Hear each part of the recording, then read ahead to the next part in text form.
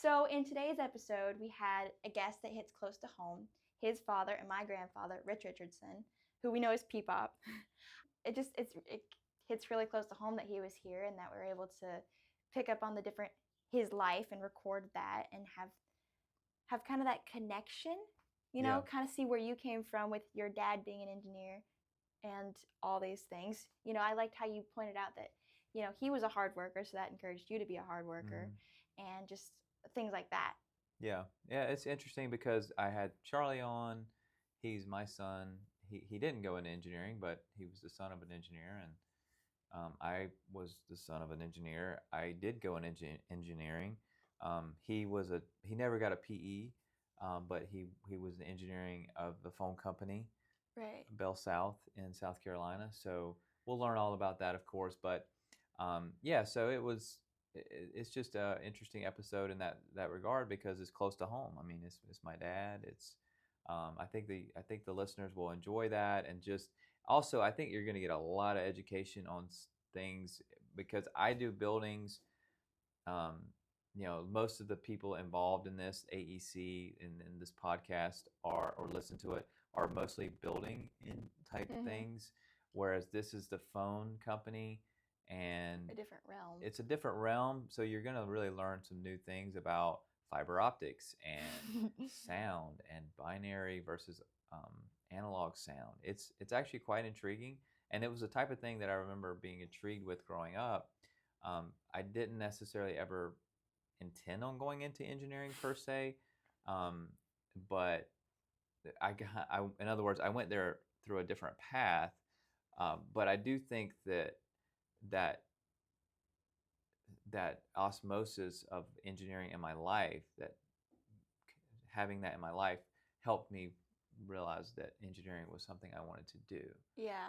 So, we don't really get into that in the episode, so that's more of a contextual aspect. One funny thing about my dad that we didn't also get into the episode is his name. So, I mean, it's a bit of a kind of a funny thing. I mean, I know an example was I was like asking him after the episode because we really didn't get into his name, Richard Richardson, which might be like, are you serious? And he goes by Rich too. Yeah, he goes by Rich. So Richard Richardson, and growing up, he had this funny story that he shared after the episode, which is when he was in the first grade, his teacher said, well, what's your name? And so he said, my name is Richard Richardson, and I live on Richardson Circle. And she said, go to the principal's office. Because he was just so ridiculous. He was just trying to be silly. He was telling the truth, but he was also being silly. I think it was more like, this is so cool that my name is Richard Richardson and I live on Richardson Circle. And she's like, there's no way that's true. Which he grew up in a town called Hartsville, South Carolina, and we just worked on a project there. And they for Coker College, they have this porch called Richardson Porch. And so I was thinking, well, what if he was on Richardson Porch? He could say, I'm Richard Richardson that lives on Richardson Circle, and I was on Richardson Porch. But so anyway, see how many Richardsons we can put in this one. Yeah, funny little fun fact about my father. But so yeah, this is a hopefully you enjoy this episode. I did, and hopefully you did. So hopefully our listeners will as well. So my name is Andy Richardson, and this is the Enhanced Podcast. This is the producer, Madeline, and also my daughter. So I've been doing this 26 years, and we're just on a journey to learn about architects and engineers and construction professionals and what they do and also why they do it. So if that's something that you're interested in, come check it out. All right, let's jump to the intro.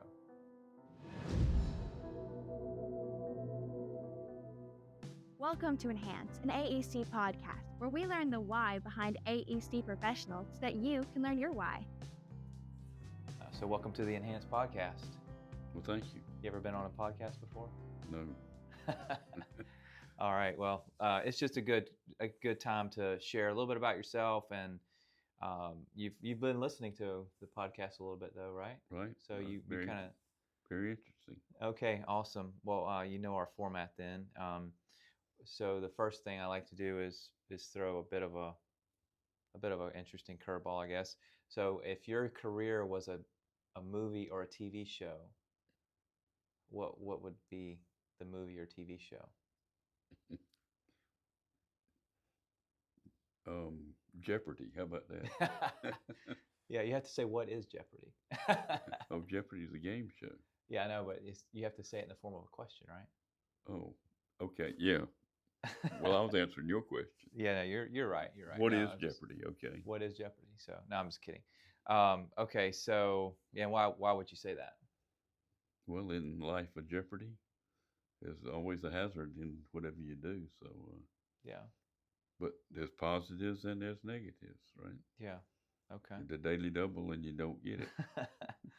Yeah, what was there any in particular that come to mind? I guess career, life, or any other aspects that makes you say that?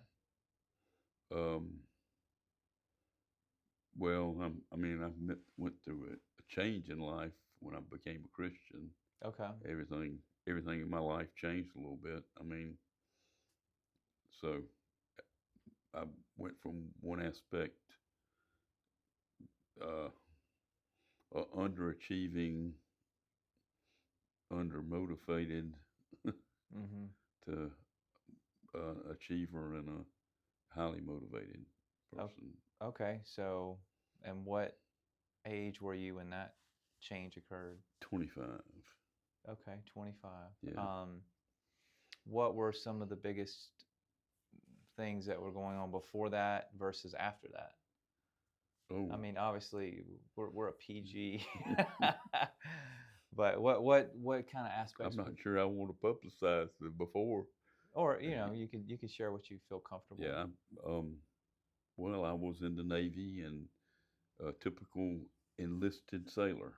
Okay. So, and then right before I got married right before I got out of the Navy. Okay. So I changed a little bit when I got married. The commitment, the physical commitment, and the emotional commitment. But then,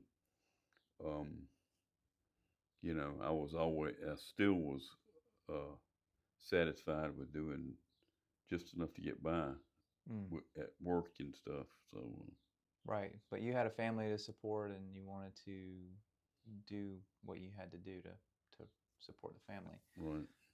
But then you became a Christian, and that change. You had some other changes in your life. Anything there that was significant? I mean, was it just more spiritual aspects, or was there other aspects as well that tied into your career? Well, it is do all things as unto the Lord. So I started being, if you go out on a job site, construction job site, and you see guys with shovels, the most typical scene is one with his hands. I mean, and when the boss comes, you get busy to work. So, yeah.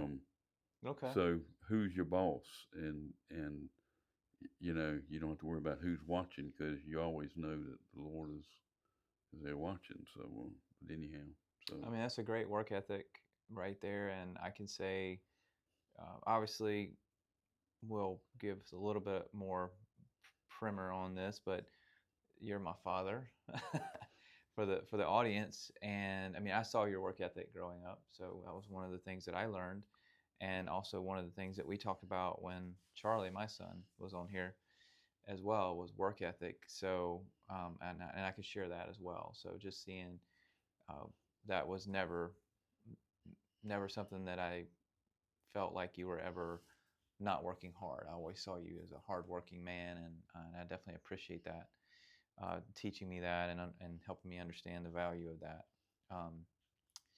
So you went to the Navy, and what prompted that exactly? the Vietnam War. Okay. I went to Clemson when I graduated from high school. Okay. And I was there. Now, is there a P in that, by the way? That's the way you pronounced it. Well, it depends on where you're from, right? Yeah. Clemson. Yeah, there's a P in there, sounds like, but if you look at the way it's spelled, not. But No. anyway, that's a fun little thing. So you went to Clemson. How'd that play out? I was not real motivated. Yeah. My parents paid for my college, and I enjoyed my year and a half. Mm. Had a and, good time. and I was going to get drafted, so it was the first year of the draft lottery, and my number was like 2 or 3, and in the draft lottery, so I was going to get drafted because I was behind in hours. So they would have pulled you out of school. Well, I just dropped out Okay. because I knew I was going to get drafted. So, and then I joined the Navy. It was December of '69, and so I sort of goofed off for a couple of months and joined the Navy in March. Okay. And what was your major in school while you were there? Math. Okay. Yeah. That's not what you normally say, though, right? What? Oh, well, you said it's PG, right? Yeah. Well, you can. Party, pool, and poker. Yeah. So, but you know, I mean, you say that somewhat tongue in cheek, but I mean, you really did spend some time doing those things, right? But at the same time, what we started this conversation with is, you know, the other side of the coin, Right. the man you became, not the man you were, right? Yeah.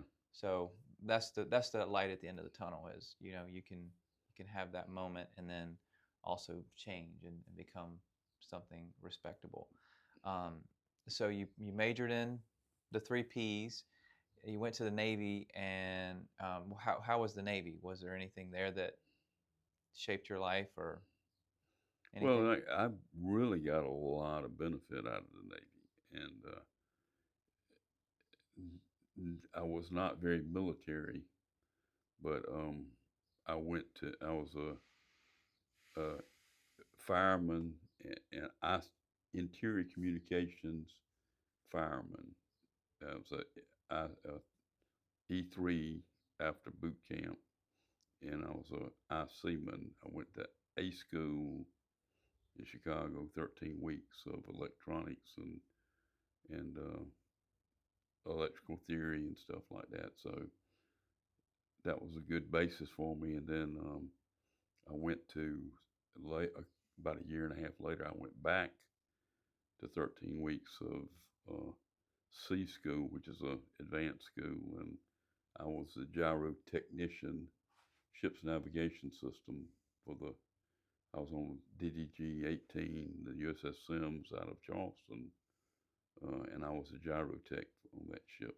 So you did that. You were deployed a lot during your time there. It went on 2 mid cruises, a couple of Caribbean cruises, a North Atlantic cruise with NATO.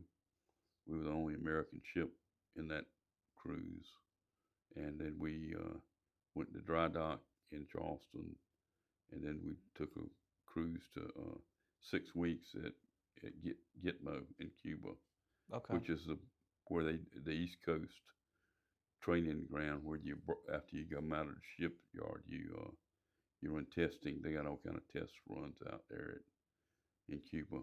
So Okay. Did that time with the electronics, did that impact your career at all? yeah, well, interior communications was anything communicating internal to the ship, telephones, intercoms, sound powered phones, which was the backup when the power was off in a battle condition, telephones, and anything to do with communications, a lot of intercoms and stuff. So when I got out of the Navy, I went to work for the telephone company and Southern Bell at that time. Mm-hmm. So Okay. so my background helped me with that. With the telecommunications. Right. So before we go to Bell South, or it was called Southern Bell, and then eventually Bell South, I guess. But before we go to that, back to the Navy. So it impacted you. It gave you some foundation. It sounds like, and Technical skills, yeah. how to diagnose stuff. And then Uh, also, I guess the soft skills, if you will. Was there anything there learned? Leadership, management, or other aspects, discipline maybe? Was there any other soft skills learned? Yeah, I was on the receiving side of the discipline a little bit. No, not really, but um, yeah. I mean, we were a small organization, and most of the time I was in the Navy. Um, and my friends were over me, and it was, I did my job. I did a good job, so I didn't ever have a problem. I found that if you do your job, you can you can achieve, and you don't get in trouble pretty Yeah. much. Okay. So So it was just steady cruising, no pun intended, during the Navy with your work aspects. yeah, I got a promotion. I C3, that's the E4, and then I passed the E5, and they wanted me to extend, and to take it, I had to extend. You had to have a year left, and I didn't want to extend, so I turned that down. Kind of foolhardy at the time, but Yeah. So you yeah, didn't want to stay in. no, no. Too much time on the waters, or just ready to move on? Well, it was the late '60s, early '70s, '72. So the whole the country and everything was in turmoil. Mm. Uh, Vietnam, and when people were spitting on soldiers and sailors and stuff when they came back into airports and stuff. I mean, yeah, and I wasn't a military person, so so Yeah. Well, you were. I mean, you did your what, 4 or 5 years? yeah. But I mean, I wasn't. I didn't want to do 20. Right, right. You didn't want to make it a career, Right. so to speak. So Although looking back, it probably is not a bad thing for people to do, is make a career. I mean, I think they were going to give me $20,000 to re-up for 4 years, yeah, because I was in a critical rating at okay. the time, and That'd be a nice bonus to get now. well, back then, this is in '72, that was a lot of money. Yeah, that's a big bonus. So Well, I guess with like you were mentioning, the way people viewed the military and in general, I mean, um, the general public, there was obviously a polar difference between them, but there was a lot of the public that supported, yeah. had a negative connotation, and then of course the other side as well.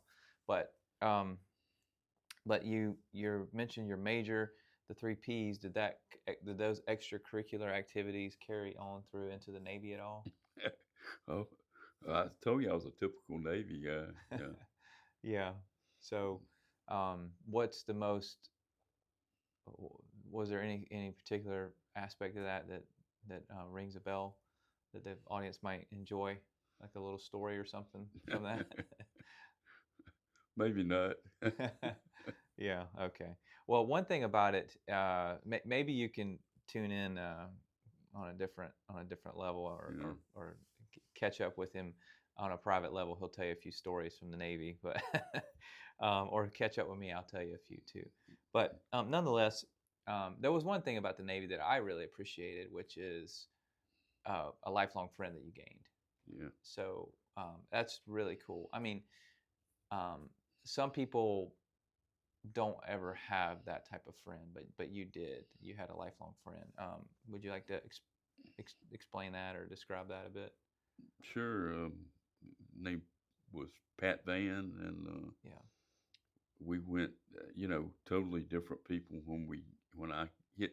He had been in the Navy about 6 months longer than I had. He'd been on the ship, so he was an old hand when I came on board, and he thought I was from a foreign country. Uh, so I came in with my khaki pants and press shirts, and from how they are at Clemson with the khaki pants, right? Yeah. So anyhow, those are leftovers from Army ROTC. Yeah. You could Okay. get them. So you guys clashed at the beginning. Well, not clashed, but he just thought I was kind of strange. Yeah, like a preppy kind of guy. Yeah, preppy. Yeah. Yeah, that's So- funny because a lot of people probably think Clemson. They probably think we're wearing a bunch of overalls or something up there. So, Yeah. yeah, But Stoney anyway, would probably suggest that. But he was the telephone technician on the ship. He went back to A school and C school. He was a telephone tech. Yeah. So and he lived in Columbia. His family did, and we were both on the same ship, and so we went to Columbia a lot, on almost every night From Charleston. from Charleston. Yeah, that's a pretty good hike. Probably what, an hour and a half. Yeah. Well, we had a lot of ladies up there, and we but anyhow, Some of those so, extracurricular activities were in Yeah. Columbia. yeah, Okay. yeah. So And what did you do? Hit 5 points or something, or? we do different things. Yeah. Okay. A lot of times we'd hang out at one of the girls' houses and stuff, and we'd be back the next morning. Wow. For, Okay. For muster at 7 o'clock. So, Okay. Well, you got 2 people, so you can pair off driving. Yeah. Okay. So anyhow, and so we something about the service is you are put in work situations that you do depend on each other, no matter what branch. You depend on each other, so you learn to depend on each other, and so we became close because we had the most we ever had in our crew was maybe 7 guys in our little shop that we did on the ship, and I mean there were about 300 guys on the ship, 250 to 300 on the ship, but our little area was about 7, and so we worked very close with all the guys on the ship, and he ended up getting married, and he introduced me to my wife. She was a blind date, and so and then he went to work for the telephone company, and I got out about 9 months after he did, and I went to work for the telephone company. Same place. Well, he was doing a different job.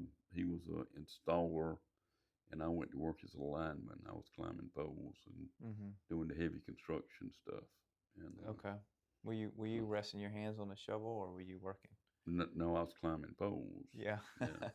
Well, I didn't know if you dug them in the ground or something, but see, I don't know much about the phone. I don't know much about the phone. I do structural, so this is a different realm. But I'm just kidding a little bit because I know they probably drove those in with pile driver. Well, they bored them. They bored them out. Yeah. And, Okay. but we didn't do that. We had contractors that placed all the poles. So you climbed it up and did work up on the top of the pole. Yeah, hung the cable, and it's structural. Yeah. It's a lot of structure to a pole line. Yeah, for sure. I mean, guys and wind loads. Pull on the pole and measure the pull to see how much corner. If you're over 3 feet of pull. Now, did you have to do those calculations, or was that something that was like prescriptive? Well, they would tell you, the engineer. We'd have drawings. The engineer would put down on there where to put a guy, how to place it. Then they would go out and stake where the pole went and stake where the guys went, and they would put the rods.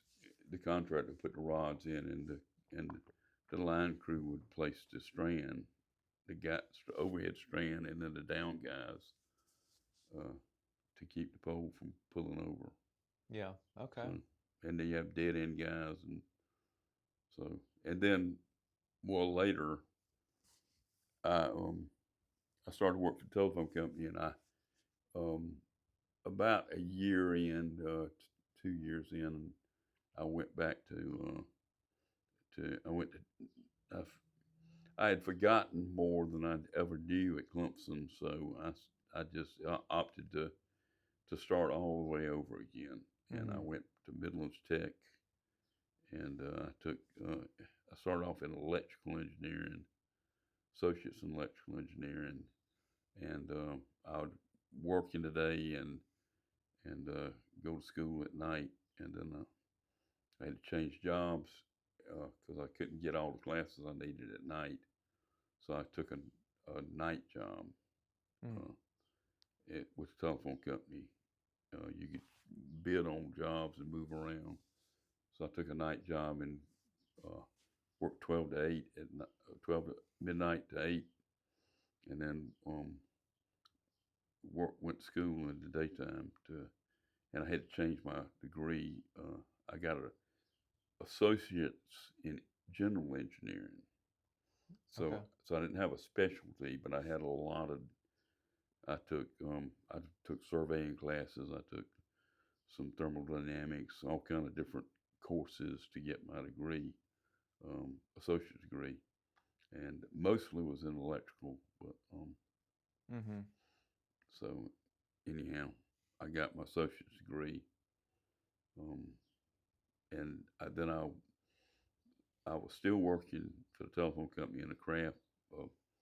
A craft is a union position. We don't have to, you don't have to be a union shop in South Carolina, but it was a union job. But you don't have to be union. But so I bid on getting back outside to work in installation repair, and kept on having problems getting outside, and then so I went to ESP, which is Engineer Selection Program, and so they saw my credentials, associate's degree. So I was given a job as a junior engineer. Okay. So and so and so I started. Got out of the construction phase and into engineering. Okay. So they saw. So really, your goal. I guess it was your goal to go over to engineering, or is that why you went into the engineering program? Well, I wanted to be an engineering program, but I thought I would. At the time, now you can go to Midlands Tech and get an associate's degree in engineering and transfer as a first semester junior directly to Clemson or Carolina with the South Carolina Technical Schools. Yeah. But they wouldn't let you do that back then. They would only transfer. I was going to have to go in as a first semester sophomore, so I was going to lose a whole years of school in the engineering program. So I went to Carolina. I don't like to say this. Then I went to Carolina. I lived in Columbia, was married, was working, and so I went to Carolina, and I went into a BAIS, Bachelor of Arts in Independent Study. Okay. And that's in the School of Hospitality, and I don't know why they got it at school, but the program's no longer in existence. But mature students could take that program, and I had to have a counselor and come up with 120 hours. I got 60 hours of it to start with, and then I came up with a course of study. I couldn't take engineering courses, but so I took management courses, computer science, and safety courses. So safety engineering courses and stuff that suited my new. At that point, Bell South, it was Bell South then, or I think it was just turning Bell South, but they were more concerned about me having a degree than what the degree was, because I had been promoted to engineer, and I don't have a PE, obviously. The telephone company, AT&T, Bell, Southern Bell was a subsidiary of AT&T back then. Okay, and then in 1984, they had the split of 7 regional companies, and AT&T was the long distance company, and so it became Bell South. South Central Bell and Southern Bell combined to be Bell South. So it was Bell South back then. I forgot where I was going with that. Well, I was kind of intrigued by the Ma Bell thing a little bit. I think we were going into about the your degree. You needed Okay. a degree. Yeah, so at Bell South at that time, I had been promoted to engineer before that, but so AT&T had a unique position with everybody. I operated as an engineer under the seal of the engineer of AT&T, the local, the statewide engineer. Okay. Everything we did was prescription. Yeah. So it was already engineered and designed. We put in manholes that were pre-engineered. So if you could put one in, if you put it in a prescribed manner, you didn't have to have a seal on it. It was already been designed, and so everything we do, pole placement, strands, tensioning, stress on the poles, is all tables and charts, and you could look everything up, and if you know.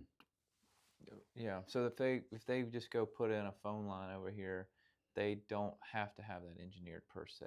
It's already engineered in a book somewhere.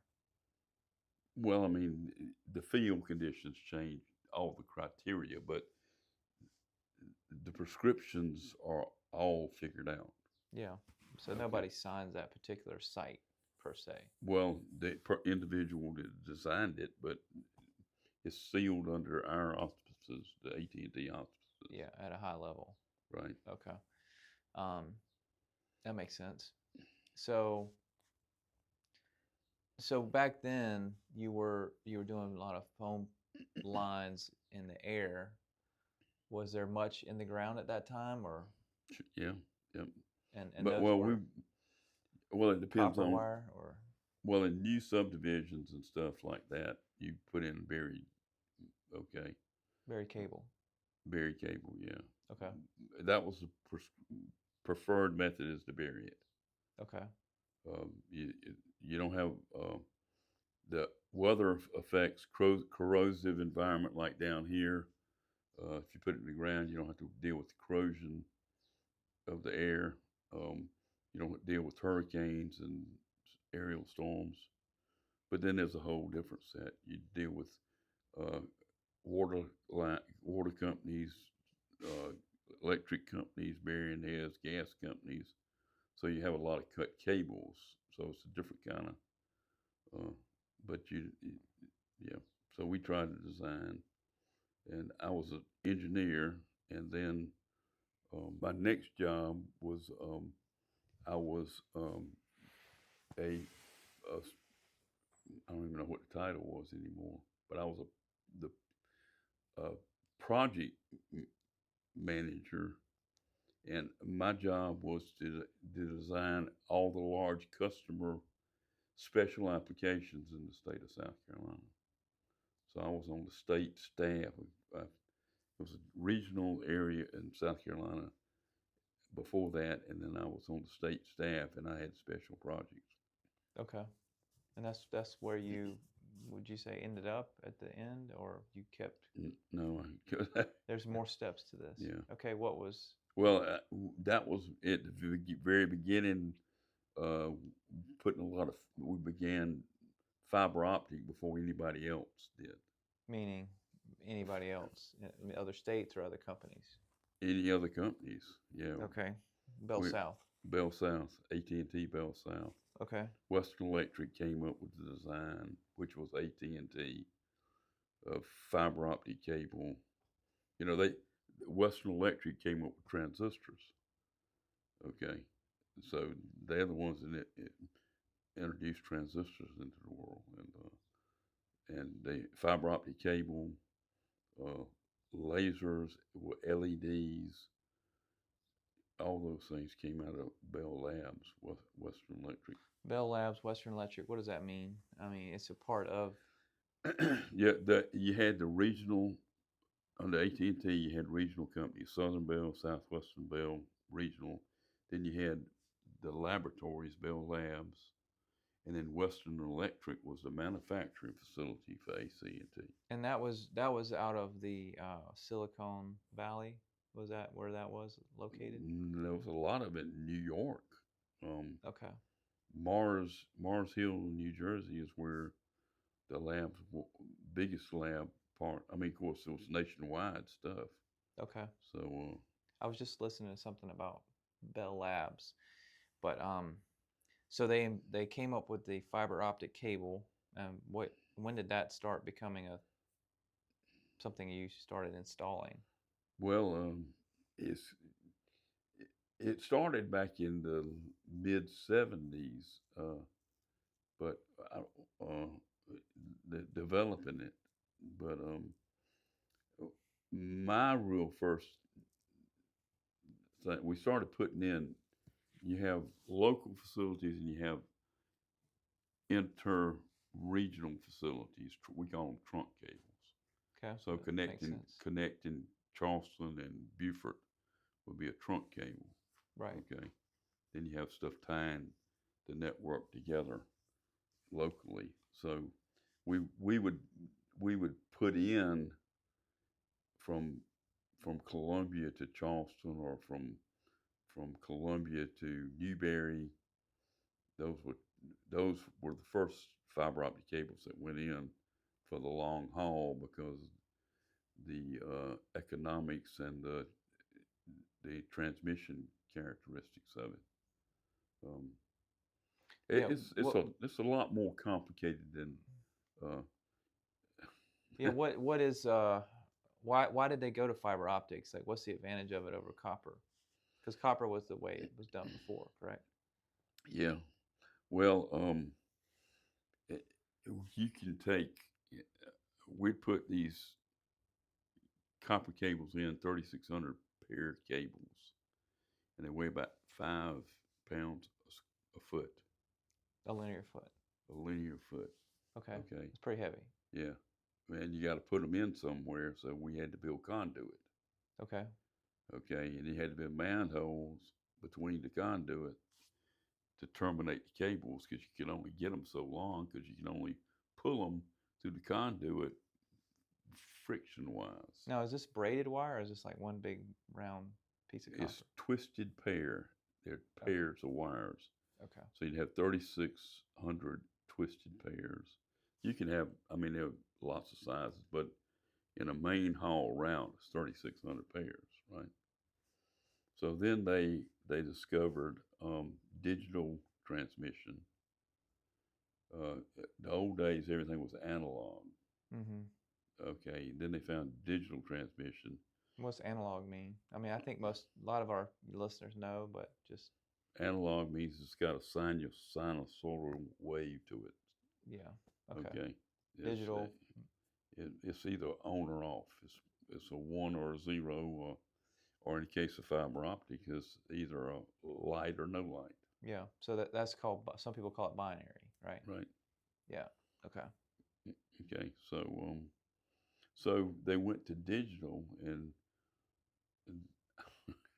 there's something called Poisson's law, and the human voice goes from between 400 hertz and about 3,000 hertz. Okay, so they discovered that if they could sample something at 4,000 times a second, that they could take a picture, a derivative of the human voice.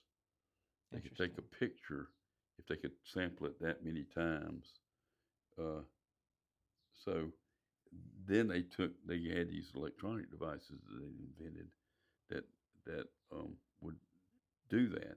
take the picture, and you could take it apart, put it in on one end, tear it down to digits, and they use 128-bit words, and they put markers on either end, and then at the other end you could take it and pull it back off.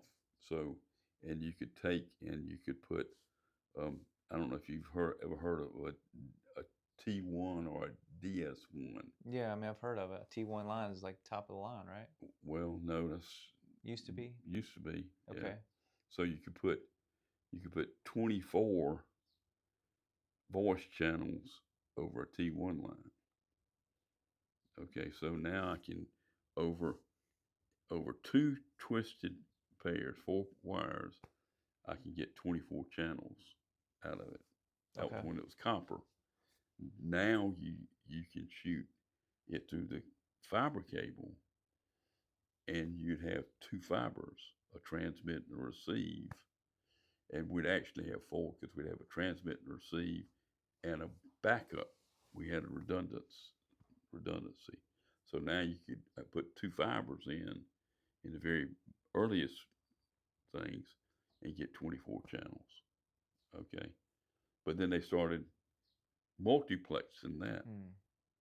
Okay. So the first ones were a DS2, and I've even forgot how many, but so a DS3 is 45 megabits. So and a DS1 is 1.54 megabits. So these first real good fiber optic systems were running at 45 megabits. Yeah. Now, just to make sure, because you're not misrepresenting megabytes, it's megabits, right? I mean, the bits are different. Bits is different. Byte is a word. Bit is a single owner off. Yeah, but I just wanted to make sure of that because maybe bits is usually used in this connotation with regard to transmission of signals, right? Is that a fair way to say it? Yeah. Okay. Yeah. So I'm sorry, I didn't mean to get so. No, that's very interesting. No, I mean it's very interesting to me. So because I wanted to talk about this a little bit. I mean, we've talked about copper, fiber optic. I mean, I imagine they've definitely made some advances in the technology of the cable. But what's really intriguing to me, of course, we have these. I wanted to get into that a little bit, and also data is so key right now. I mean, with the internet, obviously, and AI. I mean, so and data centers. But so those are some things I wanted to get into a little bit. But I guess the next thing on that thing would be the internet, which I guess the internet and the cell signals both kind of seem to come about at the same time, right? No, probably the internet came about a good bit before cell phones. Okay, so the internet was what, 80s, 70s? Was 80s, yeah. So right about the same time this fiber optic, the internet was coming in. Yeah, but the internet was something that colleges, that was a college, more of a, Yeah. I think, I'm not sure who did it. I think maybe Stanford had a lot to do with it. Yeah, definitely West Coast schools. Yeah. Well, like Steve Jobs, not Steve Jobs, the other Steve, the Microsoft Steve. Wozniak. Or Bill Gates, sorry, Bill Gates. Wozniak, Steve Wozniak. Well, the Woz and Steve Jobs were Apple, but okay. Bill Gates was, okay. He went to Washington, but they had the mainframes and all. But now I've gotten off track. What was I? The internet. And yeah, the cell phones were developed totally different from the internet. Right, but I mean, I guess the tie-in with your work is the necessity for the telecommunications is key to the internet. You're interconnecting computers. You have to have these wires to do it. Well, right? the trunk cables I told you about. Yeah, I mean that's connecting all the way from here, and now we have these data centers and things. So when I put my Gmail and send it out, it's storing it somewhere, right? Right. And it's really not here. It's in the cloud, which means I'm actually accessing some data center somewhere, and that. But that, would you say that all this technology makes that available, right? It makes Yeah. that Oh yeah. possible. E911. You used to call 911, right? It, okay, so 911 was very rudimentary to start with. You had an operator that you called, and hopefully you got through. But now it's all so sophisticated and enhanced. And you know, I talked about cut cables and stuff, right? Mm-hmm. Well, in the early days, a man out there in the backhoe, or that guy got a shovel like this, and he steps down on it too hard, he's cut the cable that goes to the 911 center. So you call 911, it's not going anywhere. Mm-hmm. Now everything is redundant. So they look at different routes with no commonality. I mean, and that's something that the big power companies do. They have that not to your individual house, but to the neighborhoods. Most of them have redundancy on the power lines. Mm. So you'll see a little flash, and it'll come right back up. It automatically switches to the alternate route. So to hit one pole, a lot of times won't you'll just see a flat flash, and you won't be out for a long time. Down at the very end of the neighborhoods, you might lose service for a long time. Yeah, I mean, we live in the country, so our internet can definitely be sketch. So I worked on special projects, so I'd get all these weird requests from customers. The marketing people were involved. We had a SWAT team, and I had the outside plant engineering stuff, anything in the outside. They had electronic switching and all the other components of the electronics, but we'd build special projects for people. And so that was very interesting because it was always something different. And yeah, you had to get brainstormed with the other engineers that had specialized fields of engineering, and you'd come up with a solution. And when they had the Olympics in Atlanta, I think that was, what was it, 90? That was 96. Right. We went down there and saw a match. Yeah, yeah. But so TV, digital TV, Mm-hmm. it's old analog TV, but now you got 4K and all that stuff. Well, the first enhanced TV was done in America at the Bell South. Put it on at the Olympics in 1996. Okay, as a presentation, or Well, they had it broadcast in key venues, but they would go to they had the camera.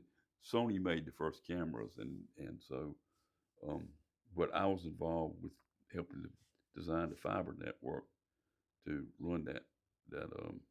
I was on the task force that we go down there to Atlanta once a week and fly down there in the morning and come back at night. But they had certain venues, like some big hotels and stuff, where there were only like 10 cameras, and they only had a few TV sets. These have been manufactured in Japan and brought over. So these were the first of the first in America for that digital TV. And they did a transmission of a launch from Cape Canaveral What was significant about a digital TV that was different about it? Well, it went from an analog signal and a low pixel content. They weren't really pixels. It was a signal. The thing about analog, if you get a good transmission with digital, it's either it's on or it's off. I mean, when you lose a cell tower, right? You lose the whole thing. But with analog, you had a problem with quality of transmission. But you Or might get a transmission, but it just might be touchy. noisy, and yeah, you get all kind of things. The twisted, if you just have a regular pair of wires with no twist in it, you get what they call harmonics, and it causes ice and Eli current um, leads voltage in a capacitive circuit, and vice versa in an inductive circuit. So if you have pairs of wire, they tend to create a capacitance.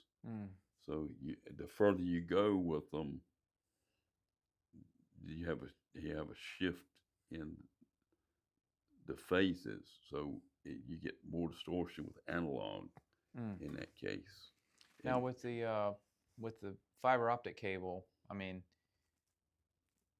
you mentioned light, so it's basically shooting light. How does that? I mean, how far can it do that? Well, it can do it a long way now.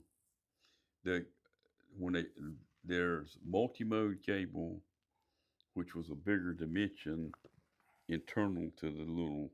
I mean, these things are like hairs. Yeah. With the regular fiber itself. I mean, they got a coating on them and all. But the original multi-mode cable was a bigger inside dimension. And so you would have refraction of the light off the inside of the glass. And so you'd lose the signal quicker, right?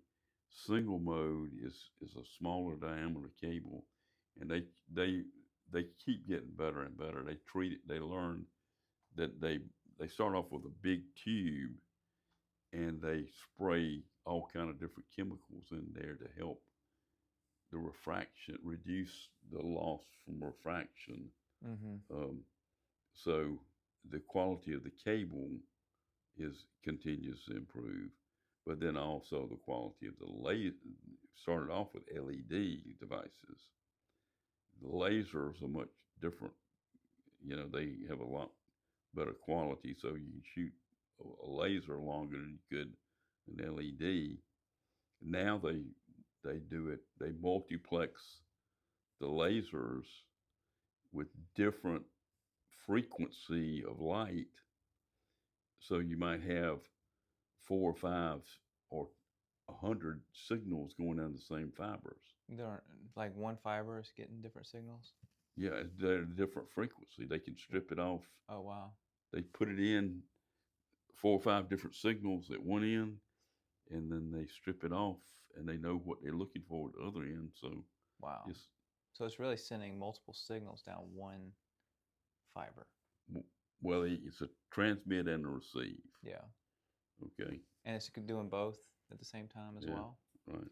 That's amazing. So every time we pick up the phone, or every time we type an email or something, or all that's being done with if I email somebody in Korea, South Korea, or anywhere, that's what's happening.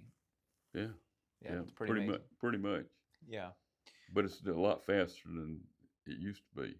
I mean, you get these little hard storage devices. What do you get now?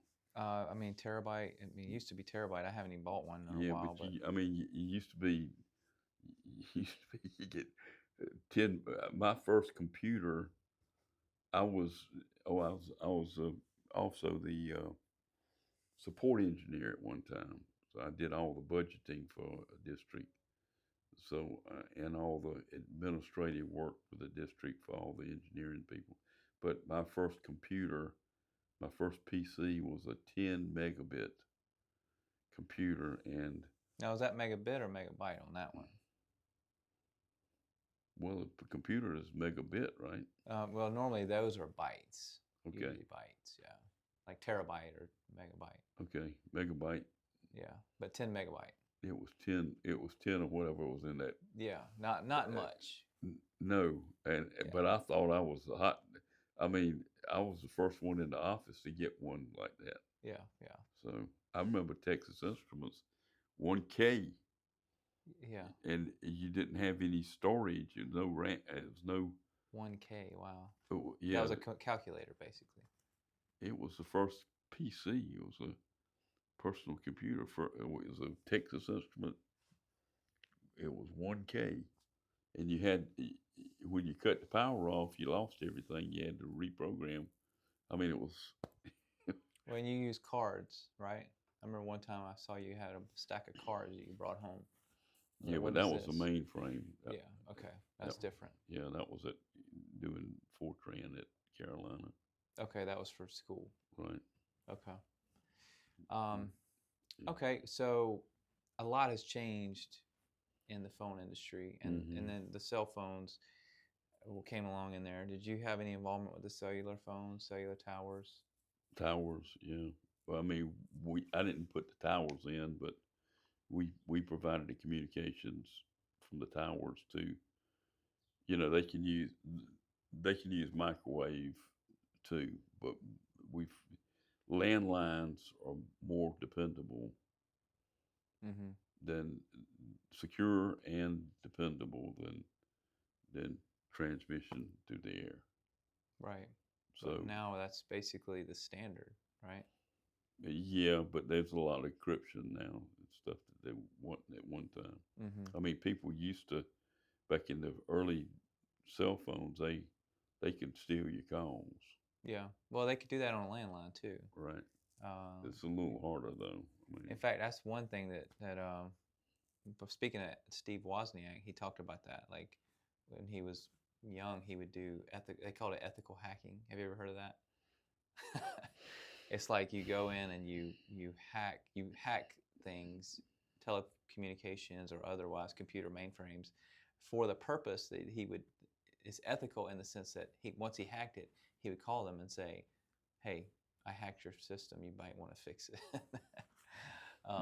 But yeah, he was just lucky he didn't go to jail. Yeah, of course. But I mean, I think he learned a lot from that. But I was reading about the Woz, about how he does ethical hacking. But I guess the point was anything can be hacked, pretty much, right? Right. Now, of course, cybersecurity is so important now because of how much we're using communications and things. Right, and everything, all your financial records and all your personal data is on there too. You know? Right. How do you feel about that? What, your personal data or hacking? You like to keep it offline, pretty much, right? Your data as much as possible. I'm not a cloud guy. Yeah. Okay. So, has there anything? I mean, I think we've talked a lot about what's changed in the industry. Old ways, new ways. Those have been really. We've really hit a lot of the high points today. I wanted to maybe get into. Was there any? I guess just a few more things. Because really want to get into this, the enhance the world around us. That's one of the main themes of the show. And do you feel that what you've done, like, is there ever a time you're like, you know what, that really helped enhance the world? Because you're retired from the phone company now, right? But was there anything that you could say you're proud of during that time? Well, a lot of this, you know, when I did the special project stuff, we were very innovative. We came up with a lot of solutions for different customer applications and stuff that were cutting edge, that hadn't been done before. I mean, we didn't get patents on it. We pieced together existing technology that was used in a way that was not, you know, applicable. I mean, I did a lot of stuff. I don't know. I mean, when I was on the project management staff, people were putting stuff in the roads, but they were very limited in what they could do. Now you can go out and you'll see these fiber handholds, right? I'm the one that got with the highway department and got the engineering done. I mean, I didn't do the engine. I went to the company that manufactured and gave them all the specifications. So those things were not allowed in the highway right away until we got it approved from Bell South with the state highway department. What do you mean handholds? What does that mean? That means rather than a big manhole where the man gets in it, you take the cover. If you anywhere out here, you go see electrical, um, cable TV. There's going to be a vault, and it's a handhold. It's not big enough to get a man in, but you can put the wires down there, and then they'll pull them out. And if you ever seen on the side of the road, you'll see these trailers, and you'll see a piece of cable going into the back of them.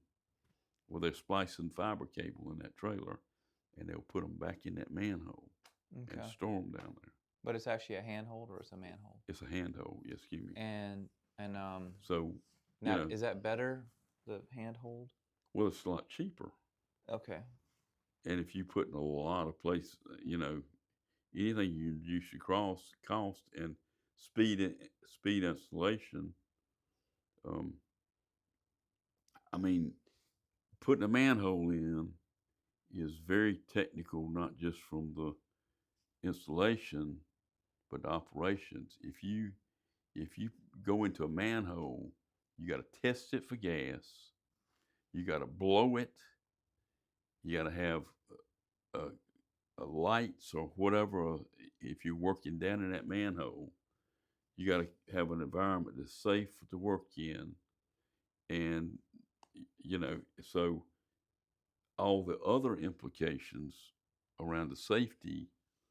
Whereas if you pull that handhole up, you get it out the road. It's not in the road, but it's like on the sidewalk. But you couldn't put them in the sidewalks back then. Okay. So that's something to be proud of. You can look around and you see all that. Yeah, and how they've been utilized by everybody now. But I mean, yeah, I didn't invent it, but I got it standardized in South Carolina. So I mean, just little things like that. When I was the first engineer, I've heard y'all talking about the buildings and stuff, and I go in. I could still ride down the street in West Columbia, South, and look at stuff that I designed in 1976. Okay. It's still in service. What is it that you're looking at though? It's like the manhole or the well, the pedestals or the poles or the cable that's on the pole. We have crossbox. You have trunk facilities between offices, electronic switching systems. Then from the offices out, you radiate with feeder cables, and then you have interconnection points where you spread out into local neighborhoods. So it's a cross box is what it was. Now we have we do it electronically. But so there's cross boxes that I put in 1974, 75, I could see that same design is still functional. Yeah. Okay. And still operating. And those people are able to talk on the phone and send emails and do AI because of that, right? Would you say that's a fair? Yeah, I mean, there's limitation on how much you can transmit over those wires. Okay. Yeah. Depending on where you are, on a twisted copper pair, you're limited about 3,000 feet from a electronic interconnect device. So it's not going to be too far, and you probably even notice them there on the side of the road all over the place. But that's what's making your phones work. Yeah, awesome. Yeah. Well, I think we got a full education on fiber optics and phone and sorry, and also a lot of other things. So it's been quite interesting. I guess one thing is just didn't really get into some of the obvious thing with you being my father, I wanted to touch on that briefly. So, was there anything about your career as an engineer that impacted your life as a dad or as a family man? Did that impact you at all? Or how did that affect how you raised your family, I guess is what I'm Well, saying. more about my Christianity and than my business. You know, I place my faith in everything I did, and you know, I would get up early, go to work, and I would try to be home to take y'all to any kind of practice or sporting event in the afternoon after school and stuff. So you got to So work early so you could do that stuff. yeah, yeah, Yeah. And and I mean, you rarely missed. I don't think you ever really missed anything that I can remember. But so no, I definitely appreciate that and appreciate your, not only hard work but also the hard work of getting up and balancing that life that we, this day and age we hear so much about work-life balance, but really that is the balance, is you work hard so that and get up early so that you can spend time with your family. That's the lesson I'm hearing. right. I wouldn't take regular break. You had breaks, and I didn't take. I mean, sometimes I go get a cup of coffee or something. Yeah. It down at the coffee pot, but I'd go right back to work doing it, and then I sometimes I go to lunch, but most of the time I'd grab something and be back whatever I was doing. So hashtag no breaks. um, so Yeah, you like Dilbert too, don't you? yeah, I like Dilbert. He's trip. You know that's the telephone guy, right? Was it Bell South or? No, he was out in California. Okay, yeah. Yeah. No, he's pretty. Scott, yeah. Scott Adams. All that comes from telephone company management. Okay, so can you relate to any of that? Everything. The comics that he did and everything? Yeah. Yeah, that's funny. And then, so now I became an engineer. And then what did you think about that when I started going into engineering school and went off to be a structural engineer and civil engineering school? Yeah, I was very proud of you. And still am. Oh, well, I appreciate that. I mean, that wasn't necessarily what I was looking for, but I appreciate that. But were you surprised, or was it like, yeah, that makes sense, or what did you think? Yeah, I was surprised at first. Yeah. I mean,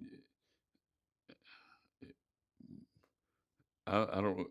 My memory of your high school uh, career was that you weren't really motivated in the classroom as much as you were to doing football and wrestling Yeah. and other extracurricular. I guess I had a few of my own extracurricular activities that I was interested in, right? Yeah, and you know, what was your motivation? You know. Yeah, I mean, I think we definitely share, some experience in that because, I didn't necessarily value school or anything like that until I realized getting out. Obviously, I had a change of life as well with my faith, and also I saw some of the coworkers that I had at like working in the restaurant industry. Just saw some of the lifestyles and realized, wanted to do something else besides that. So that's when I started looking at other options. So, yeah. But you've done a great job. You've raised a good family, and so I'm very proud. I appreciate it. Well, a lot of what I learned right from you. I mean, as far as how to raise a family, how to work hard, and also, I mean, you're a sharp guy. I mean, you were good with numbers. I mean, you went into the math field, so I learned a lot from that from you. I mean, you're a good problem solver. So, would you say that's important in your career? Yeah. Now I didn't finish my career. Yeah. So, yeah, I mean, what are you up to these days, by the way? Well, I mean, I went from being a supervising engineer to being an area manager. Okay, yeah, we kind of got sidetracked onto So some of all the the other aspects. electronics and everything, but I ended up having engineering, construction, and installation and maintenance. Okay. That's everything except the computer, the inside office stuff. So I had all the functions in an area, and I had half of Columbia at one time. So I had all the guys that drove the trucks, um, and girls that drove the trucks, but mostly guys back then. Ladies, we have to call them ladies now. Okay. Excuse me. Okay. But I don't anyhow, want us to get in trouble. So I did develop, and of course I had at my peak I had 100 people and 12 supervisors, and so working for me to cover that area, and I developed a lot of operational skills because my job went from being a task worker to a problem solver, and even as a supervisor engineer, I was a task worker in the way because I was checking the guys' drawings and making sure that all the design criteria was right. And but this was my technicians knew what to do, my supervisors knew what to do, but when it got to where they couldn't handle it, then I had to get involved. And you know, major outages. You got half of Columbia out of telephone service, managing that and those kind of things. So I developed a lot of skills that I've used throughout my life. Management skills and Yeah, such. assessing, prioritizing. You know, so I use those every day now. And around 2000, I went through a very traumatic time with the telephone company. I was a top performer, always got bonuses. That's the way you get a raise, but if you were really a good performer, you get bonuses on top of that. And I always got bonuses and everything. One year, they had my boss went on a temporary assignment, and another guy came in, and we had a conflict. And at the same time, they did a downsizing, and he put me on the blackball list. And so I was for about 18 months, I was going to get downsized. Didn't know whether it was going to happen, when it was going to happen, but I was the one. There were like 15 or 18 in the state, and there were two of us that were going to get gone, and I got on the blacklist. And so I was going to lose my job, and I was always all about the telephone company and everything, super rah, and I realized that there was more to life than. I mean, I was a Christian, and I knew there's more than life, but so it made me reevaluate my worth to the telephone company and my worth to God. And so I went through a process, and that I was going to lose. You know, they would give me a year and a half pay to sign a retirement package, and I said, no, that ain't right. And so I told them, no, I'm not taking that. So I got to 30 days to being terminated with no.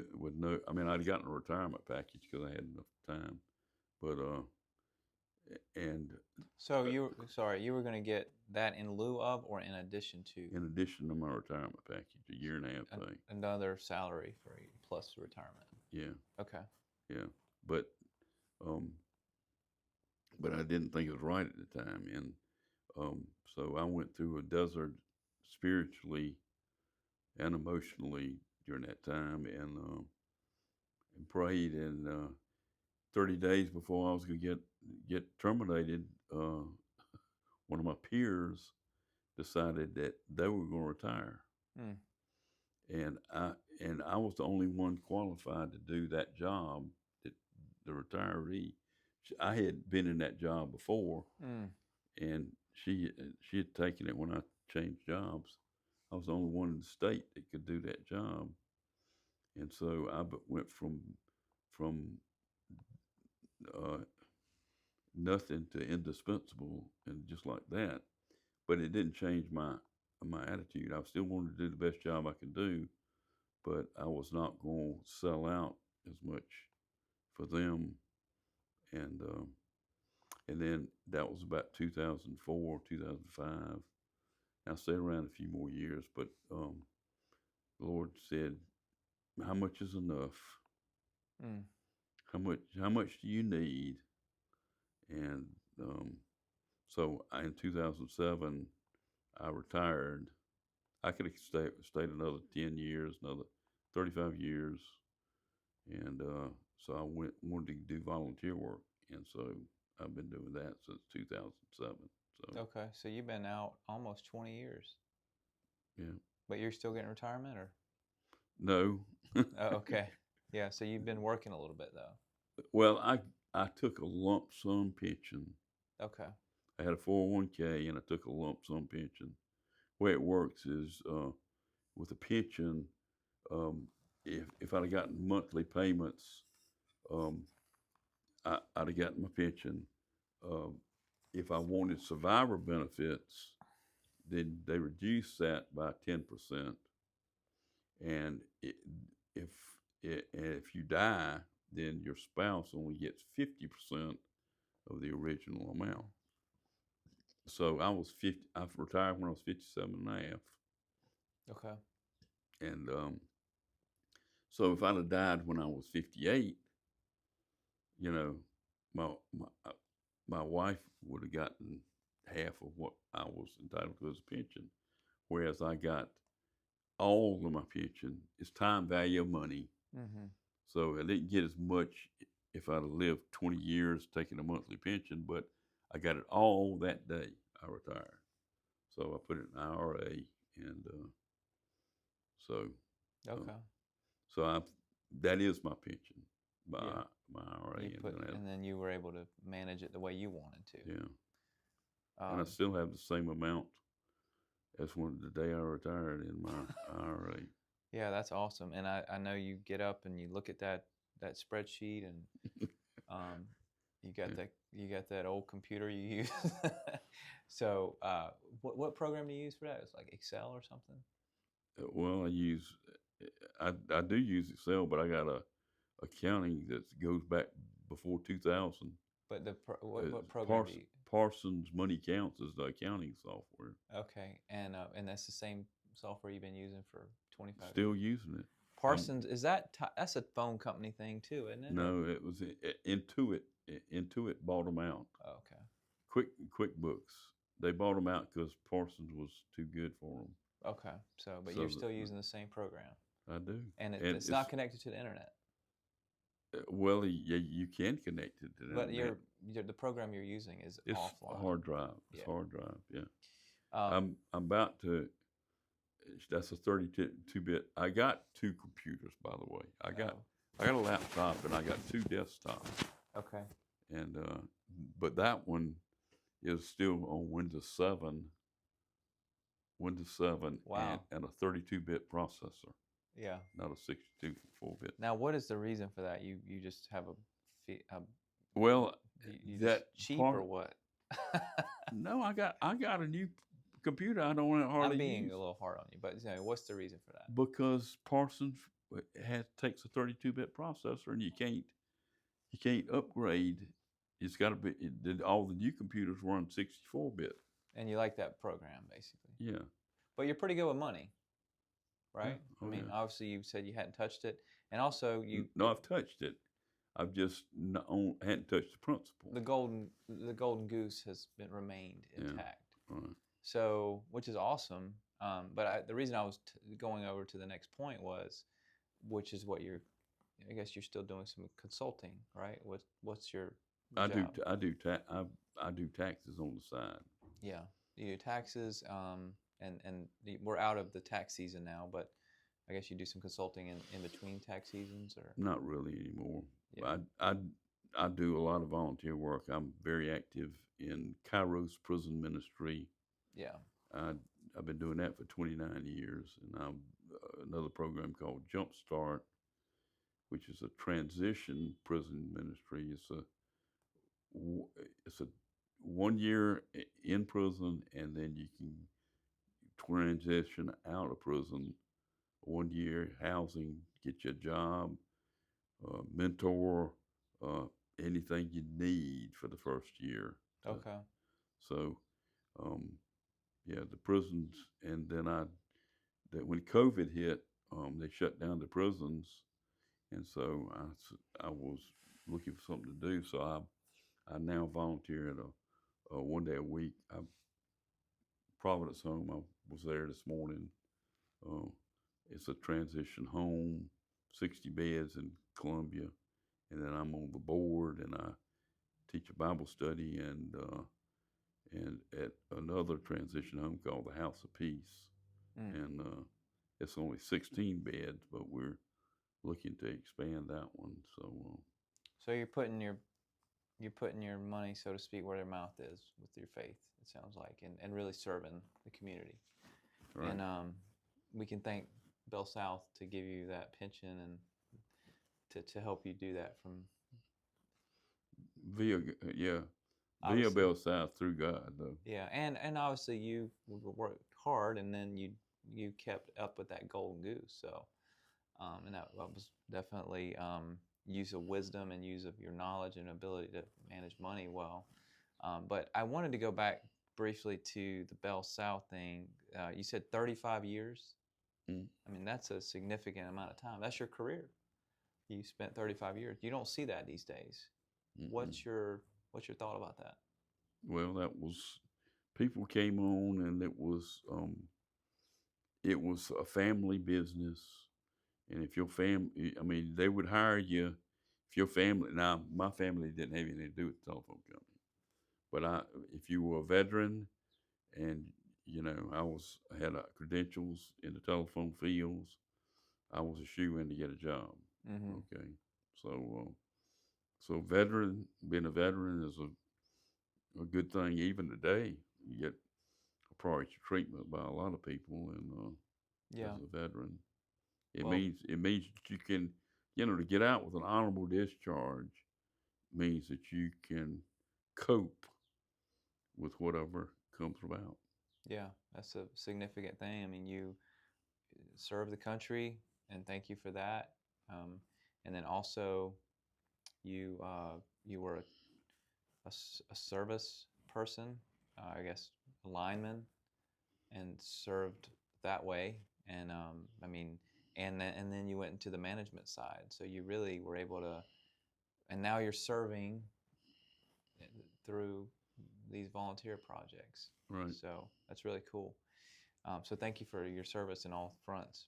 And but do you do anything for fun during? It sounds like you're busy, but do you have any time for fun and do anything? Sure. Yeah. Yeah. What do you like to do?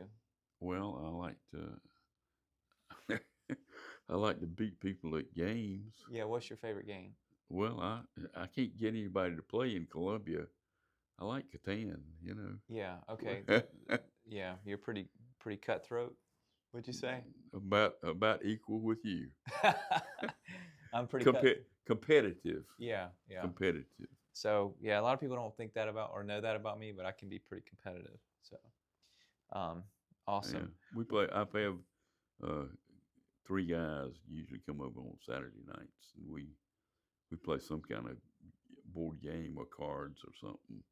Yeah. And then I do some other stuff. I drink coffee a lot on Monday mornings, and Friday mornings are real early.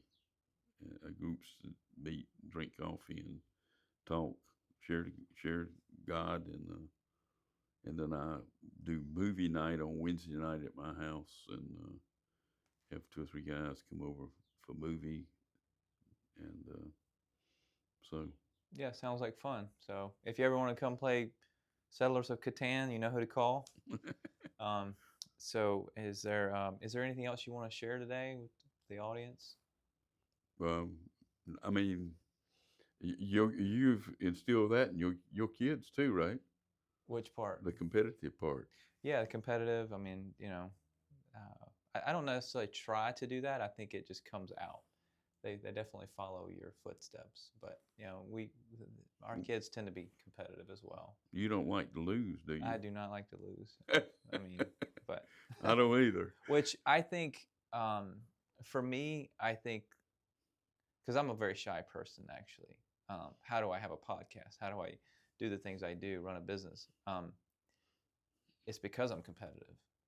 I want to win, and so I do like the podcast. It's fun. It's enjoyable. I like learning about people like you and digging deeper and sharing that with the audience. But I want to win. I want my brand to get out there. I want my name to get out there. I want the 2096 brand to get out there. That's why I do a podcast. That's why I do cold calls. That's why I work hard, because I want to win. But it's all about enhance, not that you're gonna win. It's that you want better. Yeah. For yourself and for others. Well, that's why you have to have, I mean, that's fair, because that's why you want to have values. And, like this is kind of signifying a pointing up, pointing upward. That's kind of what that logo is all about, by the way. I don't know if anybody's ever wondered what all that is, but it's kind of a pointing up, a light, like kind of the light of Christ, I guess you could almost say. But there's something spiritual to it, right? Like we're trying to do something better. So yeah, I mean, there is a driving force of I'm competitive, I want to win, but then you have to say, well, what am I trying to win for? You want to make sure your ladder's on the right side of that, like kind of what you had that moment of truth in your career where it was like, which wall am I putting my ladder on? And we all have to have that moment of truth, or hopefully we do, because you don't want to climb that ladder your whole career and then you're like, wow, I gave this company everything I own. Well, I did give them a lot, but I recognize that, and I was where I was supposed to be for those 35 years. Yeah. But he said it's time for something else, and yeah. So that's what I did. Awesome. Well, thanks for being on the podcast today. Well, it's been a blessing to have you. And sorry I got so far afield. No, well, we can cut any of it out as extra, but no, it was good. So, thank you. Thank you. Hey everybody, thanks for listening